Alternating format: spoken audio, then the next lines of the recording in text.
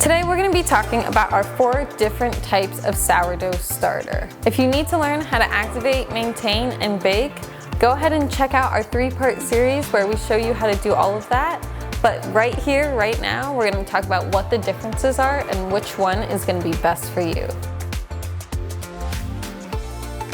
We have 4 different starters that can be broken down into 2 different categories. Our first category is going to be our gluten-containing starters. That's going to be our San Francisco style sourdough, our whole wheat sourdough, and our rye sourdough. The gluten-free starter that we offer is our gluten-free sourdough, and it's going to be made with brown rice flour. That's the most important part about our gluten-free starter, is the brown rice flour. Now, say you're using sorghum flour, or you like to use potato starch, or you like to mix in a little xanthan gum to really get your starter active, you can absolutely do that with a gluten-free starter. The great thing about our gluten-free starter is you can adapt it to other flours. So say you bring it home but brown rice flour isn't readily available to you, or you have an allergy to rice as well, you can definitely switch it to another flour. That's a great part about our gluten-free sourdough. So let's take a look at our San Fran, our whole wheat, and our rye. What's the biggest differences between those? So the main difference between our San Fran, our whole wheat, and our rye are the flours that are used. So our San Francisco style sourdough starter is going to be made with a high gluten bread flour. We do this because we're doing long fermentation times, we're developing high acid, and we want to have that strength for our dough to be able to hold up to that. So we use bread flour. But you can be using all-purpose or bread flour in your San Francisco style. Now our whole wheat and our rye use the flours that they sound like. Whole wheat uses whole wheat and rye uses rye. These are both great starters if you're looking to transition your starter into a more alternative heritage heirloom grain. So if you want to use einkorn or buckwheat, which buckwheat's also good for gluten-free because buckwheat is gluten-free, but buckwheat, einkorn, whole wheat, rye, but your whole wheat and your rye are really going to be the best options if you choose to transition a starter into a more ancient grain. The other main difference between all of these starters is going to be how much water you're feeding them. And that really has to do with what flour you're using. So if we are using a bread flour, it's got higher protein, but it's still low in terms of flour in general, right? Our whole grain flours are always going to have a little more protein in them.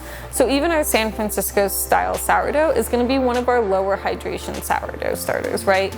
We usually do about 50 to 75% hydration for our San Francisco. We like it stiff so it doesn't take a lot of water. Our whole wheat and our rye are higher in protein, are more whole grain, and are going to hold hydration a lot better, which means that you can give them more water. So typically, while this is a 1 to 3/4, a 1 to half part ratio of flour to water, these are going to be a 1 to 1 typically, or a 1 to 0.8. You know, you're going to add a lot more water to these because they're going to be able to hold on and trap and sponge a lot more water. Same thing with our gluten-free, right?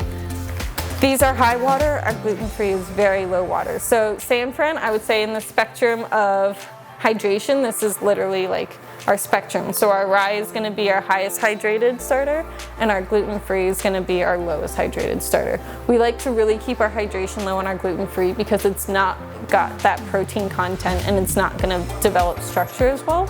And so in order to let the yeast breathe and to be able to see how active our starter is, we really like to drop the hydration on that one, so that way we can get a nice rise, nice bubble structure, all of that stuff.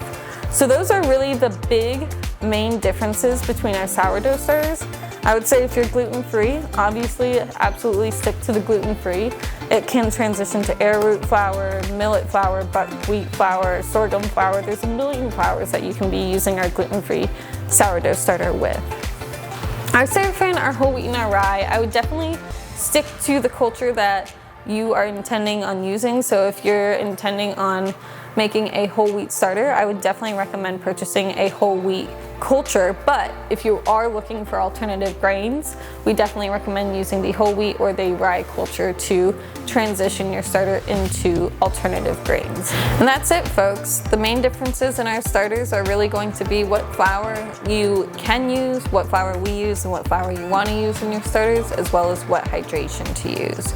Remember, if you're not sure how to activate, maintain, or bake these, we have a 3-part series on both gluten and gluten-free on how to do all of that.